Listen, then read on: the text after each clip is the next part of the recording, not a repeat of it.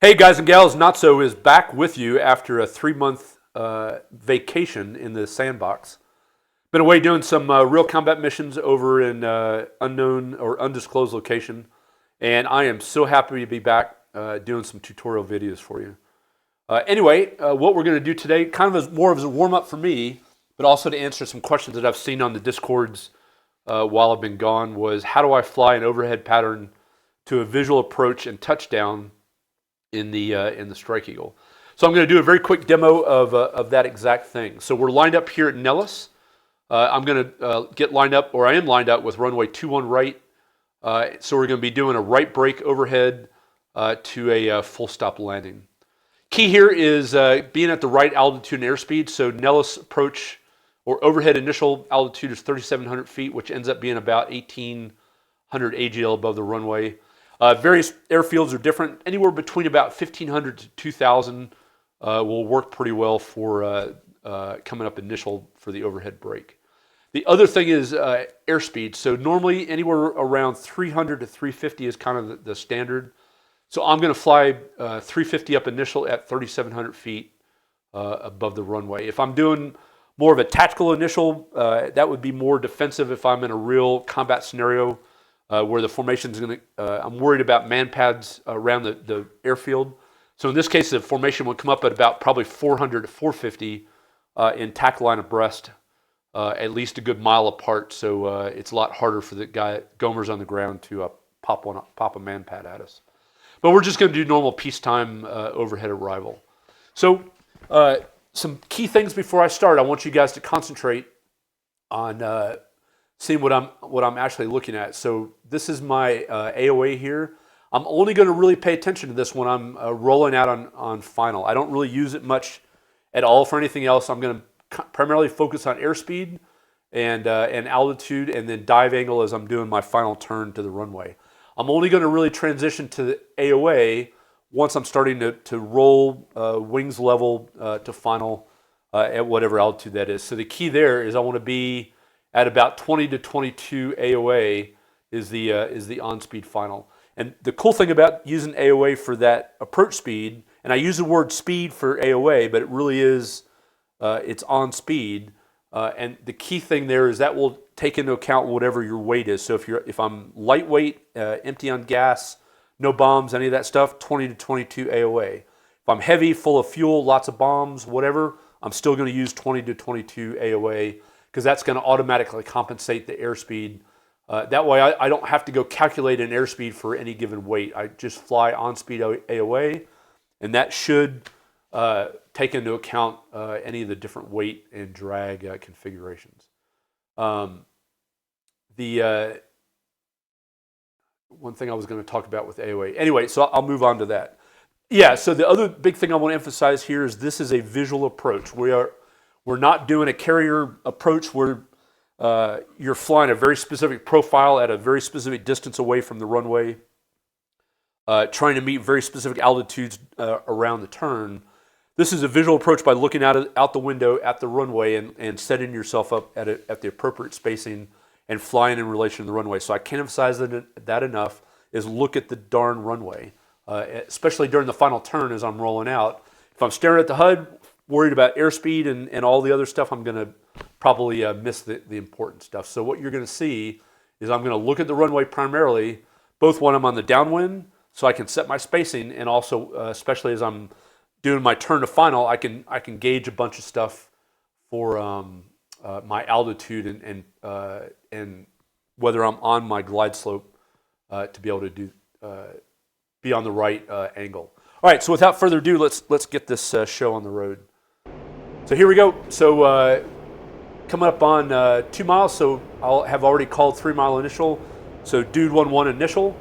Tower comes back and says midfield brake or midfield closed approved. So what that means is I'm going to do my pitch out at about roughly midfield. If they say brake approach in, I'm going to brake over the numbers. If they say brake departure in, I'm going to brake down at the far end of the runway. So clearing my flight path, there's my about midfield coming up, and I'm going to make my brake at about 3 to 4 Gs, trying to concentrate on staying level, so keeping that flight path marker level, not doing a great job of it while I'm talking. So again, what I'm doing is I'm looking out at the runway to gauge my spacing. And once we roll out, I'll show you what I'm actually looking at. I'm trying to decelerate. That's an idle turn. So right now, what I'm doing is I'm looking out at the runway to gauge my spacing. I'm going to look a little bit further back, and I'll show you what the wingtip looks like. So the spacing is I'm going to use the outer part of the missile rail out to about the wingtip is about somewhere where I want to put the runway. The missile rail is actually very tight, so I wouldn't recommend that until you get really good at it. If you do that, you're going to have to be a lot steeper in the descending turn.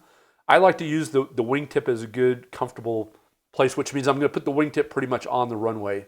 If the wingtip is inside the runway, in other words, the runway is outside the wingtip and further out, that means I'm going to be in a really wide, lazy turn. It's going to look a lot more like a boat turn, and we don't want to do that because we want to look cool and not fly lazy patterns. The other thing is so I didn't say this earlier, but when I'm in the brake, I go idle, and then once I'm down below 250 indicated, I go gear and flaps so I don't overspeed the gear as I go down. All right, so, and then I want to fly roughly about 200 to 210. So this is what I'm talking about, is you can see the wingtip out here is just a little bit beyond the runway, and the missile rail is not on the runway. So I'm probably a little tight, but not bad as I get out there. So that's looking pretty good. And again, what I want to do is I want to maintain roughly about that 200 to 210 range. So slowing down. Again, checking the runway. I'm on a good reciprocal heading. And then what I'm looking for the turn is I'm going to look back. And then what I'm looking for is I want that runway, the touchdown spot, to be roughly about 45 degrees as I look over the shoulder. That tells me I'm at a pretty good spacing and I'm at the right point to make that turn. So that's 45 degrees right there. And then what I'm looking to do is power is required, maintain that 200 to 210. And then I want to keep the flight path marker roughly at about 10 degrees and do a good carving turn around as I look out at the runway. So again, power is required. I'm not even really looking at the AOA, and I'm looking over at the runway. You can see the runway coming into view. Again, I'm flying mainly in relation to the runway to gauge that rollout. Not even worried about the AOA at this point. And then here, now that I'm rolling out in final, this is when I do want to transition to AOA. So I'm a little fast. The other thing I'm looking at is I'm looking at where the runway is in relation to my HUD pitch angles, because the perfect glide path is about 3 degrees. Right now, I'm probably more like 4 to 4.5 degrees, so I'm a little high. And the way I know that is the horizon line is obviously 0. There's 5 degrees low, so 3 degrees, 2.5 to 3 degrees is right in the center. So I want the end of the runway to be right here in the center, which means I'm high. So you can see that I'm now diving down to get back on my correct glide path. So once the runway is at about that halfway point between the 0 and 5, then I'm going to put the flight path marker back into the underrun, not on the runway itself, but I'll put it in the underrun. And the reason why is because I'm going to hold that aim point all the way until I'm about the flare point as I'm coming over the underrun. Because as soon as I begin my flare, the flight path marker will then move on to the runway, which is where I want the touchdown spot to be. So let's go ahead and play that. So I'm diving to get that runway down at about 3 degrees. And a little bit early, but not bad. Low altitude. Shut up, Low buddy. altitude. So notice I'm holding that at about in the underrun, slowing down to my 20 to 22 AOA. Speed brakes coming out over the underrun.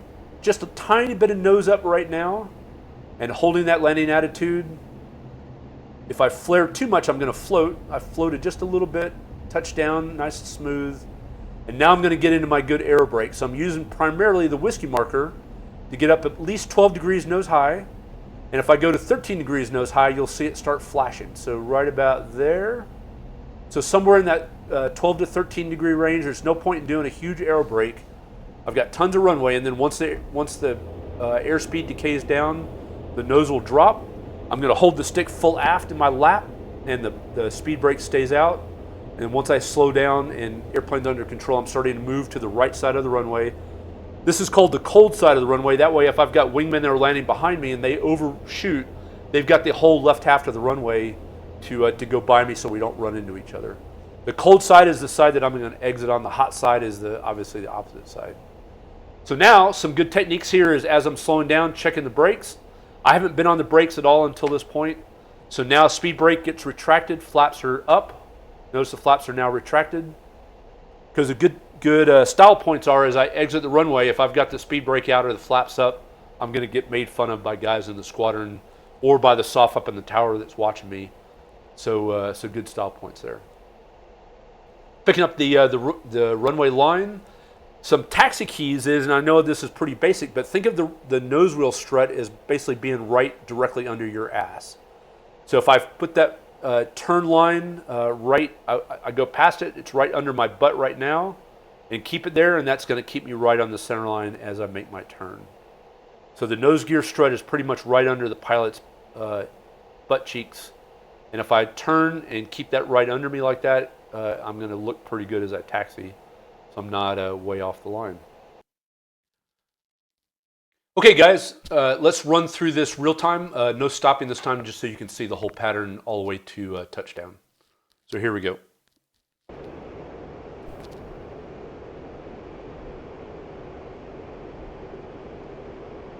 On altitude, on speed, and ready, brake. Now, nice and clear. Here we go.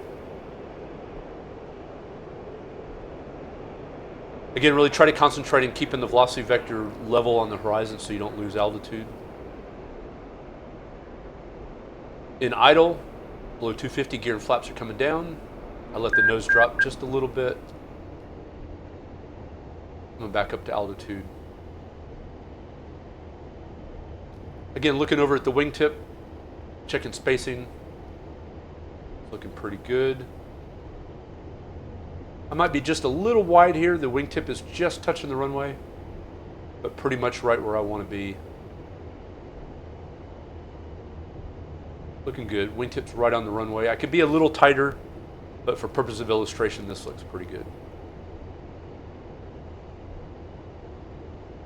Yeah, and don't mind the little oscillations. That's just me not being used to flying this for a while. Okay, nice carving around, at least 10 degrees, nose low, 10 to 15 is usually pretty good. Looking out, picking up the runway, and again, power is required to maintain the turnaround final. And just working the roll bank angle to roll out on center line as required. Again, this is a visual approach, not a boat approach trying to hit specific parameters around the turn. In other words, do some pilot shit. Okay, looking good. Flight path is coming down to 3 degrees. Runway's at about 3 degrees, looking good. Keeping the flight path marker in the underrun. Holding the landing attitude 20 to 22 AOA. Slightest nose up in the flare. And nice touchdown on center line. Getting in my good aerobrake. At least 10 or 12 degrees is ideal. And then somewhere in that 12 to 15 degrees is pretty good. If runway's a little shorter, then you can aerobrake more, but I wouldn't go past 15 degrees because you can strike the tails at 17. So I would keep it right in that range, right about where it flashes. Again, just keep working the stick, and then eventually it'll start flying. Nose will come down. Stick in the lap, flaps up. And there you go. That's 2 good landings from not so in a row. So hopefully I've flicked that booger off my nose or off my finger from way back when I porked the landing in 2D. All right, that's it. Not so's out. I'll talk to you guys later.